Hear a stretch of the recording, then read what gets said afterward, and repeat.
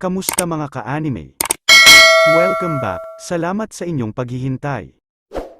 Pasensya na nga pala sa matagal at mabagal kong pag-upload, sobrang busy kasi ngayon ni ka-anime PH nyo, maraming salamat sa pangunawa.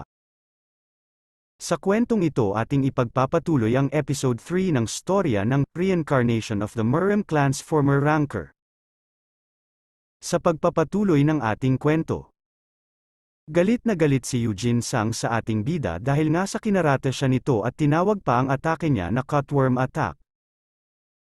Sambit nga nito na pupuntahan niya daw si Shin Won at paghahati-hatiin sa pira-piraso. Sinubukan naman pekalmeyan ni Kwak Won si Jin Sang. Sambit nito na bakit daw siya nababahala sa isang taong malapit ng mamatay. Dagdag pa nito, hindi naman daw siguro masama na mamatay muli ang isang tao na namatay na. Kaya pinahanda niya na daw ang kanyang mga tauhan para simulan ang ritual. Natuwa naman si Jin Sang sa kanyang narinig.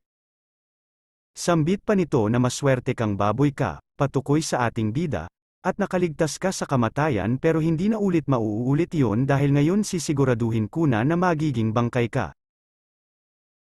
Habang naghahanda na ng mga kailangang gamit para sa spell na gagamitin upang patayin si Shin Won, hindi lingid sa kaalaman nila Kwak Won at Jin Sang na umalis na ang ating bida upang pumunta sa libingan ng mga pinakamasasamang tao upang hasain ang necromancy nito. Sabi ng ating bida na ang nakakatakot at delikadong libingan ay siyang perpektong lugar para sa pagsasanay. Dagdag pa nga nito na, gaya ng naisip niya, ay ang lugar kung saan maraming namatay na kriminal ay ang lugar din kung saan maraming malalakas na spirito. Sinimulan na nga ng ating bida na i-cast ang kanyang unique skill na Death Key Extraction. Sa hindi inaasahan, nagulat ang ating bida dahil sa pag-cast niya ng skills ay magdudulot ito sa kanya ng pananakit ng kanyang katawan. Dagdag pa nga nito na para lamang sa mga normal na necromancer ang mabigla ang katawan dahil lamang sa pag-cast ng unique spell. Sambit pa nga nito na sanay na siya sa mga ganitong sitwasyon. Dahil sa dati niyang buhay ay madali lamang para sa kanya ang pag-cast ng mga spell kahit magkakasunod pa niya itong gamitin.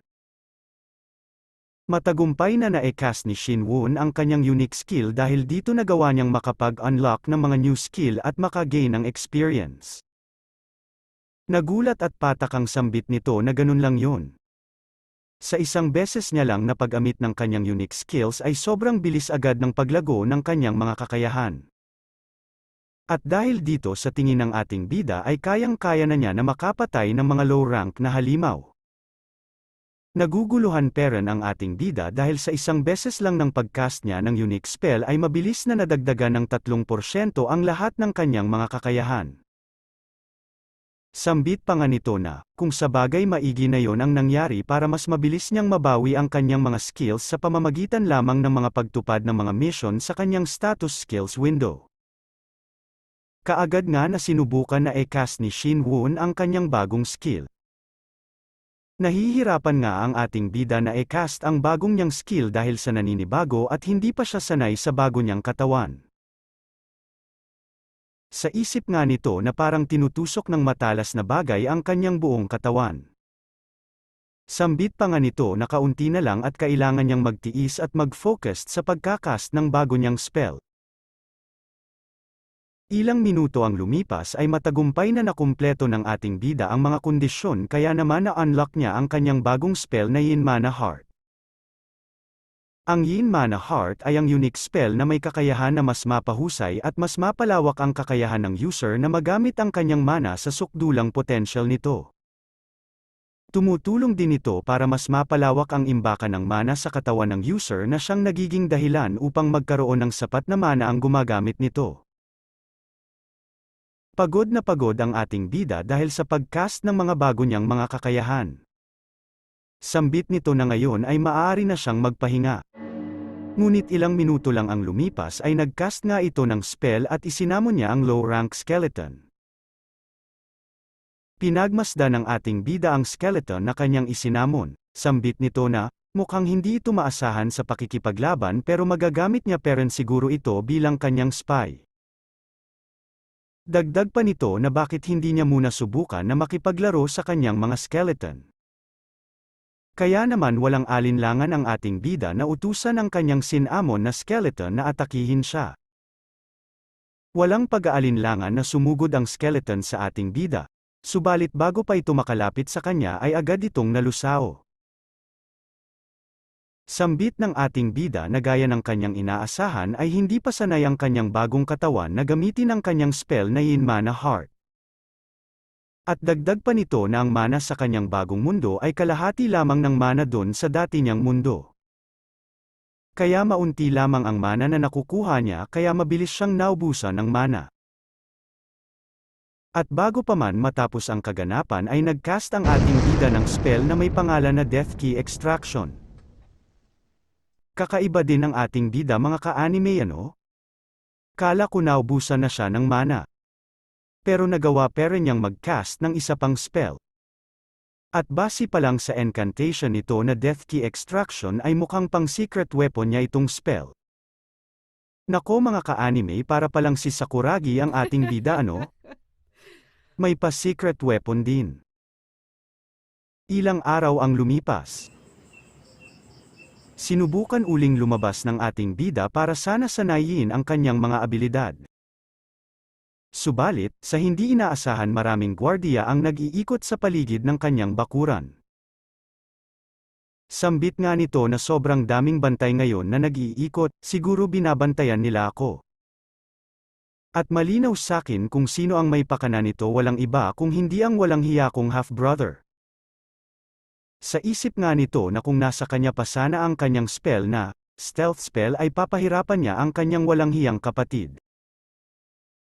Kaya naman nagdesisyon na lang na bumalik ang ating bida sa kanyang silid.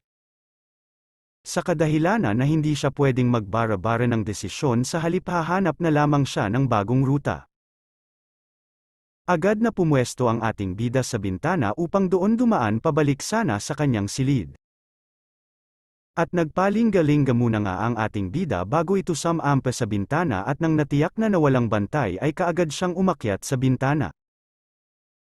Subalit, dahil sa bigat ng kanyang katawan ay halos matay nga ito sa hirap, makasampa lamang sa bintana. Ngunit sa hindi inaasahan ay nagulat ang ating bida nang makita niya ang isang tao sa kanyang silid. Agad nga na nagcast ng spell ang ating bida upang atakihin ang tao sa kanyang silid. Sa bilis ng ating bida bago pa mapansin ang misteryosong tao si Shinwon. At bago pa man ito makasigaw ay kaagad nakapitan ni Shinwon ang misteryosong tao sa bibig at sabay tutusukan na sana sa leeg ni Shinwon upang sanay tapusin ito. Ngunit bago pa tumama ang atake ng ating bida ay kaagad nakilala niya ang misteryosong tao. Ang misteryosong tao pala ay ang kanyang tagapagsilbi na si Wang Sam. Padudang ang sambit nito bakit siya nasa kwarto ko. Ano ang ginagawa niya dito? Halos mamatay nga si Wang Sam sa sikal ng ating bida kaya naman agad niya itong binitawan sa pagkakasikal. Sambit nga ng ating bida kay Wang Sam na pumapasok ka sa kwarto ko nang walang paalam. Ano ang ginagawa mo rito? Agad naman na humingi ng pasensya si Wang Sam kay Shinwon. Sambit nga nito na pasensya na kamahalan. Tugon naman ng ating bida na kalimutan mo na yon. At tanong nito na bakit mo pala ginagawa ito? Sa isip nga ng ating bida na hindi kaya inutusan siya ni Jin Sang? Patak ang tugon naman ni Wang Sam na kamahalan lalabas ka ba ngayon ulit? Gulat na gulat ang ating bida sa sinabi ng kanyang tagapagsilbi. Maang-maangan namang tugon ng ating bida na, anong ibig mong sabihin? Tugon nam ni Wang Sam na madalas niya daw nakikita ang kanyang master na lumalabas kapag gabi. Dagdag pa nito na wag daw mag-alala ang ating bida dahil wala naman daw siyang pinagsabihan nito. Sa isip naman ng ating bida na mukhang hindi naman daw nagsisinungaling si Wang Sam. Hindi pa nga natatapos na mag-isip ng sasabihin ang ating bida ay bigla naman na nagsalita si Wang Sam. Sambit nito kay Shinwon na kamahalan sumunod kayo sakin. Na tila ay may gustong ipakita si Wang Sam sa ating bida. Nako mga ka-anime, ano kaya ang gustong ipakita ni Wang Sam sa ating bida na si Shin Won? Tingin nyo ano kaya ang dahilan ni Wang Sam upang pasunudan sa kanya ang kanyang master na si Shin Won? At bakit kaya nasa kwarto ni Shin Won ang kanyang tagapagsilbi? Malalaman natin yan sa susunod na upload sa ating channel, at kung nagustuhan nyo ang ating kwento maaring pakipindot ang ating subscribe button at i-hit ang bell notification para laging update. Hanggang sa muli mga ka-anime, salamat!